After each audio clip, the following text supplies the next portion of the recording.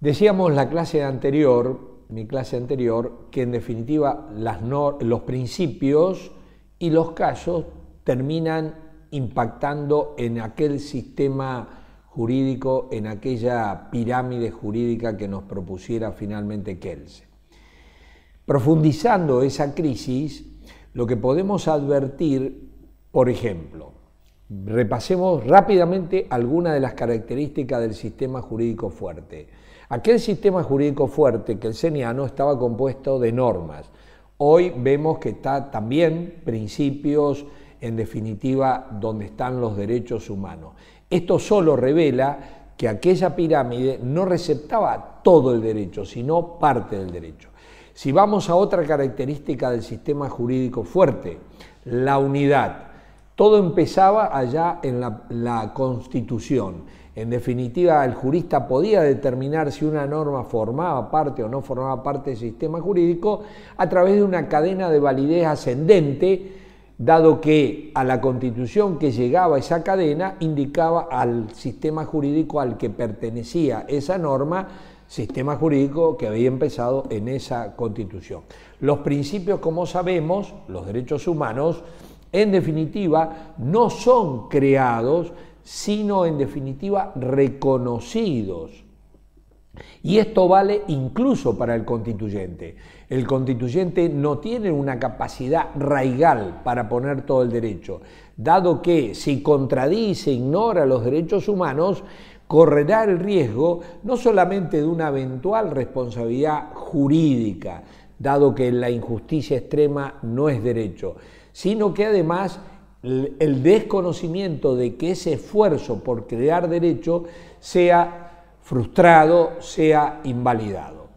Entonces, en definitiva, como vemos, la unidad también puesta en crisis, también la jerarquía, dado que se acordarán ustedes que aquella jerarquía en Kelsen se determinaba por el nivel de generalidad, por eso en la base estaban las normas individuales, y como sabemos, la jerarquía en buena medida, por ejemplo, de los derechos humanos, se determina a tenor de los casos que veíamos en la clase anterior.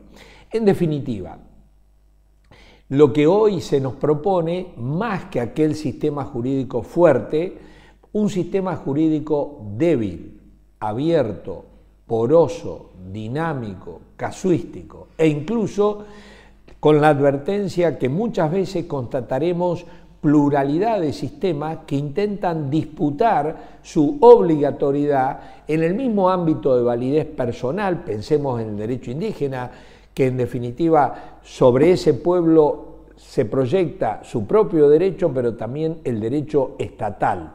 En definitiva, proyectando sobre el mismo ámbito de validez personal, temporal y espacial.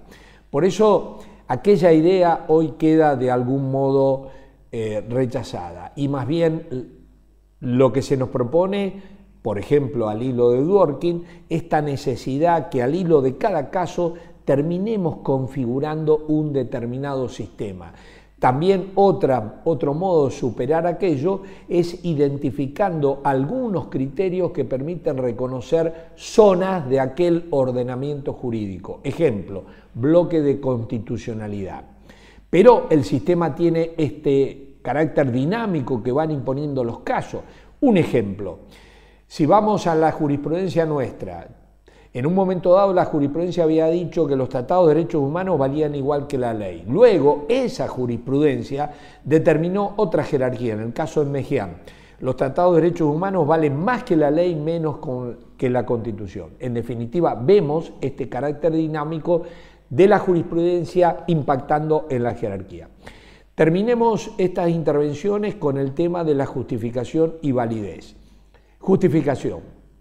En definitiva, cuando hoy pensamos un discurso jurídico, abogadil, judicial e incluso académico, lo que uno puede reconocer, por un lado, una serie de afirmaciones que van configurando el discurso, y por un lado se reconoce la justificación interna, porque todas estas afirmaciones, estas premisas, estos enunciados en mi discurso, en definitiva, las conexiones entre las mismas están controladas por la lógica. Es obvio que un discurso se tornará ininteligible si en una premisa afirmo algo y en la siguiente lo estoy negando. Será ininteligible porque estoy violando la lógica, la justificación interna. Pero hay que agregarle la justificación externa. La justificación externa está configurada por los argumentos que utilizamos los juristas para justificar las premisas y aquellos enunciados. Por eso, en la teoría de la argumentación, más que métodos interpretativos, hoy la preocupación se orienta a identificar nóminas de argumentos. Ya remotamente en la década del 50, Perelman nos propuso 13 argumentos. Nosotros mismos en algún libro que publicamos allá en México con Atienza, elaboramos una lista de 27 argumentos. En definitiva, no es relevante la nómina de los argumentos. Sí es relevante reconocer que estos argumentos son los que en definitiva utilizamos los juristas. Rápidamente, algunos argumentos. El argumento consecuencialista. Pongamos el ejemplo de aquella jurisprudencia de la Corte donde analiza la validez de los jueces subrogantes. La Corte concluye que esos jueces subrogantes fueron designados contra la Constitución. Sin embargo, a tenor de las consecuencias que generaría mandarlo a todos estos jueces a sus casas y al mismo tiempo invalidar todas las sentencias que dictaron estos jueces inconstitucionales, la Corte, con el argumento del consecuencialista, decide validar lo que hicieron estos jueces inconstitucionales, reconocer la constitucionalidad de sus decisiones, pero además otorga un plazo para que estos jueces inconstitucionales sigan ejerciendo como jueces constitucionales. ¿Cómo se avala esto con el argumento consecuencialista? Pongamos rápidamente un otro ejemplo, el argumento sociológico. Apelo a una jurisprudencia mexicana. En un determinado momento, la legislatura de Oaxaca dicta una ley destinada a un pueblo indígena. Sin embargo, el tribunal declara que ese pueblo indígena a la que se destinó esa ley no está obligada por esa ley porque esa ley era inválida. ¿Con qué argumento declara la invalidez de esa resolución legislativa? Con un argumento sociológico. ¿Por qué? Porque en definitiva dice que la ley fue promulgada en una lengua que no habla el pueblo indígena. Por ende, más allá de las consecuencias, advirtamos cómo impacta esta decisión en la presunción de que las leyes justamente se admiten como conocidas y sin poder invocar su ignorancia. De todas maneras, con este argumento sociológico vemos cómo se justifica aquella premisa, aquella decisión del tribunal. Y de algún modo yo decía que los métodos se han convertido en argumentos, porque los métodos, aquellos 4 métodos clásicos que nos enseñó Savigny, gramatical, lógico, histórico y sistemático, el gramatical. Se nos decía que para poder clarificar el significado de las palabras de la ley había que ir en definitiva al diccionario y de ese modo dilucidábamos el significado que utilizó el legislador. Estaba consiguientemente el método lógico, el logo del legislador, lo que quiso decir el legislador con esa palabra. Sin embargo, hoy vemos recurrir en una sentencia, por ejemplo, no al método gramatical, más bien al argumento gramatical. Pongamos rápidamente un ejemplo. Un testamento donde el testador otorga la propiedad de un determinado bien a su hijo más querido, dice en el testamento. El juez se enfrenta a un problema gramatical. ¿Qué quiso decir el testador cuando dijo su hijo más querido? Lo que quiero poner de relieve es que esto se dilucidará con un argumento gramatical. Por ejemplo, el juez dirá que en las correspondencias que le han aportado como prueba se dirige a Juan, a su hijo Juan, como su hijo más querido.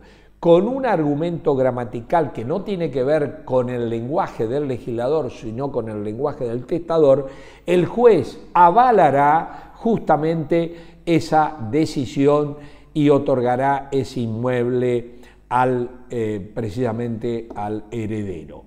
Como vemos, hoy interesa nóminas de argumentos, pero vayamos y cerremos con el tema de validez. Seguramente la gran mayoría de los juristas, si uno le interroga acerca de la validez, En definitiva, invoca que una norma jurídica es válida cuando la dicta el órgano del procedimiento y sin violar la norma superior.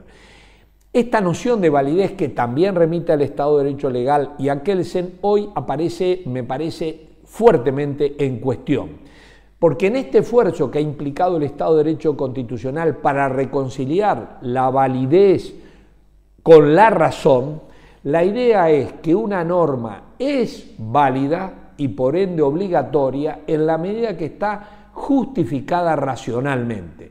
Por ende, si una norma no supera el test de racionalidad, de justificación racional, esa norma será inválida. Un rápido ejemplo: si la norma me prescribe, por ejemplo, que me ordena ir a Rosario y al mismo tiempo me impone empezar a caminar para el norte, esa norma está adoptando un medio que no conduce al fin.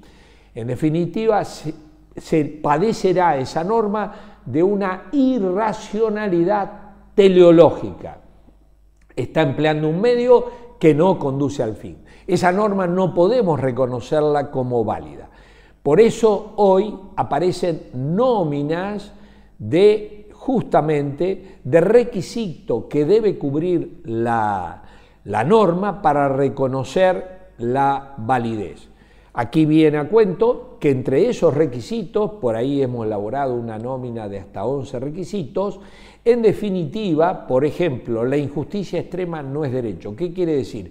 Que cualquier norma, incluso constitucional, que padezca de este déficit grave y evidente, injusticia extrema, en definitiva, violación grave y evidente de los derechos humanos, grave y evidente de los derechos humanos, no está justificada.